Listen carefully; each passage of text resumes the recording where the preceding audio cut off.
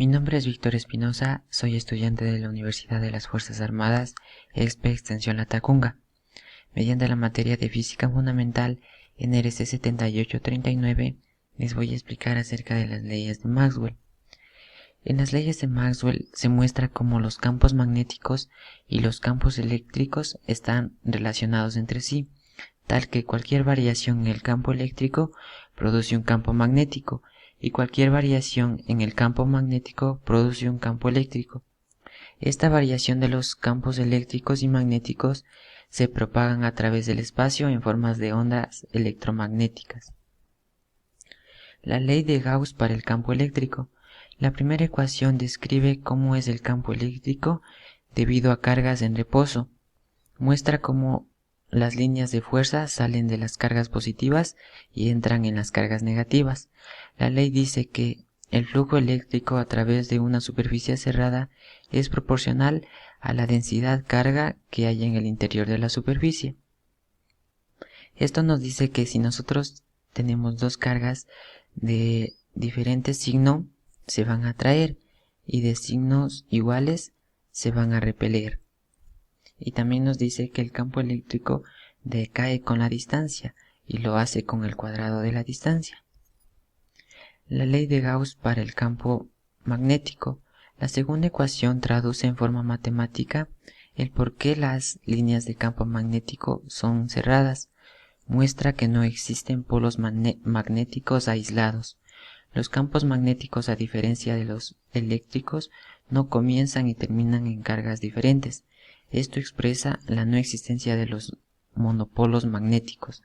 Como por ejemplo, si nosotros tenemos un imán y lo queremos cortar en dos polos diferentes, al momento de nosotros cortarlo, el campo magnético se va a cerrar en la zona en que se cortó, teniendo dos imanes con dos polos cada uno.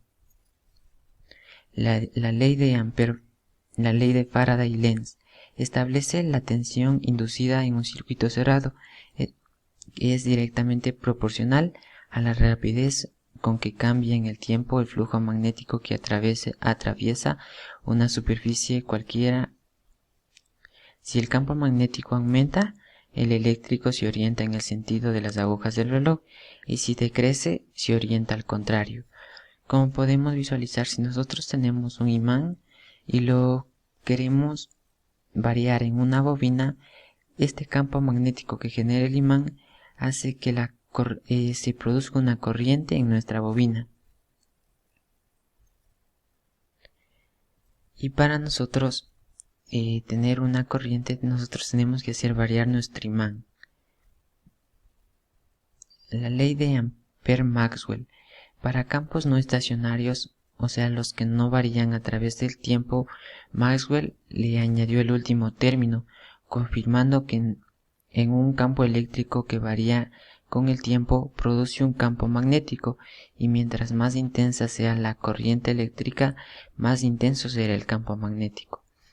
Esta ley es utilizada en los electroimanes, ya que nosotros, al inducir una corriente eléctrica en nuestra bobina, vamos a generar un campo magnético, y mientras más corriente sea, más intenso será el campo, y nosotros podemos atraer cosas más pesadas a nuestro electroimán. A continuación, nosotros vamos a proceder a visualizar y a realizar la demostración de las leyes de Maxwell mediante una serie de experimentos. Los materiales que vamos a utilizar para demostrar las leyes de Maxwell son los siguientes: un alambre de cobre de medio milímetro, también un alambre de bobina número 23, una tuerca, un imán y un tubo de PVC de 1.5 centímetros de diámetro. También vamos a necesitar una fuente variable de 5 a 12 voltios. También puede servir una batería.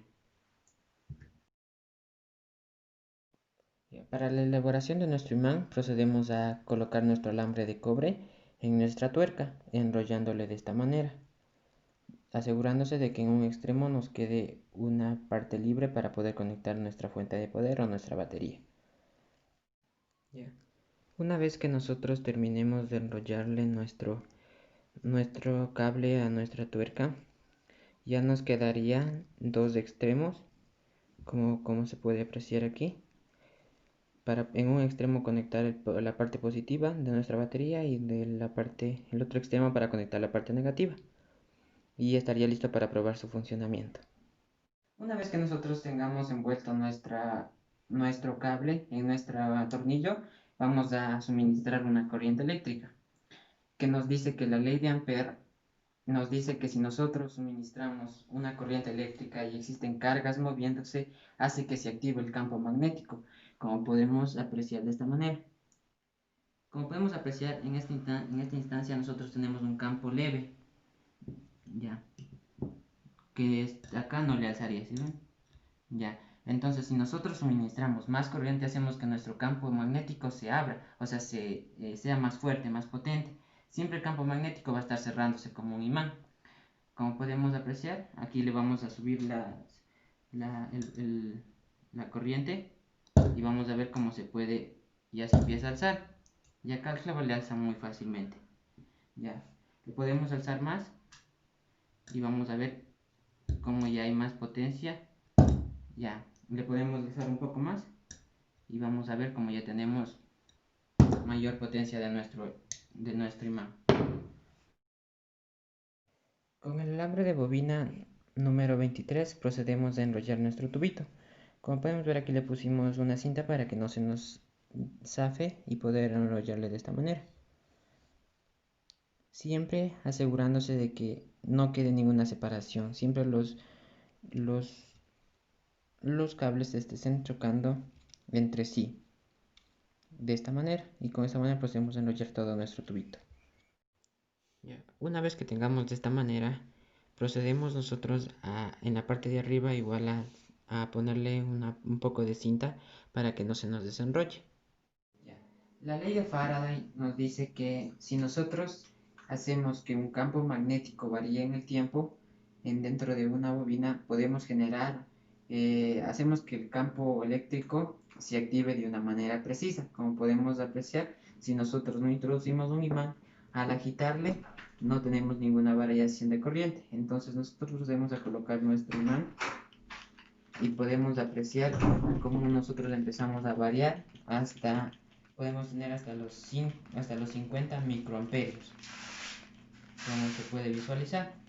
Entonces si nosotros procedemos a quitarle el imán y a agitar, podemos apreciar que no generamos ningún campo, ninguna corriente que sea inducida por nuestra bobina. Al introducir el imán, podemos ver que va a ser positivo o negativo como nos marca ahí, ya que estamos variando en el tiempo y estamos haciendo que las cargas se dirijan hacia un lado y regresando a otro sentido. Como se puede visualizar, nosotros llegamos hasta los 50 microamperios, ya que estamos en la escala de microamperios, de miliamperios, que serían 0.03 miliamperios, que nos darían 30 microamperios, como se puede visualizar en esta manera. La ley de Gauss del magnetismo nos dice que si nosotros tenemos un imán y el campo magnético que genera el imán no es atraído por otro imán o por otra carga o sumidero, entonces el campo magnético debe cerrarse concéntricamente sobre sí mismo. Ya, por ejemplo, si nosotros tenemos el imán y lo queremos partir en dos monopolos diferentes, nosotros al momento de partir, siempre el campo magnético se va a cerrar en la zona que se le partió, creando dos imanes con dos polos cada uno. Entonces, nosotros procedemos a partir nuestro imán para ver cómo se van a hacer dos imanes con dos polos cada uno. Procedemos a partirle, ya, y lo procedemos a despegar, y como podemos ver, nosotros aquí tenemos nuestro imán, el cual era de esta manera, y como podemos ver, ya no se unen los dos polos, ya que son dos polos iguales, y ya se generaron dos polos diferentes. Cada imán tiene sus dos polos. Como podemos apreciar, ya no quiere unirse. Y si le uno de la otra parte, ahí sí se va a unir, ya que son dos polos opuestos y se van a unir.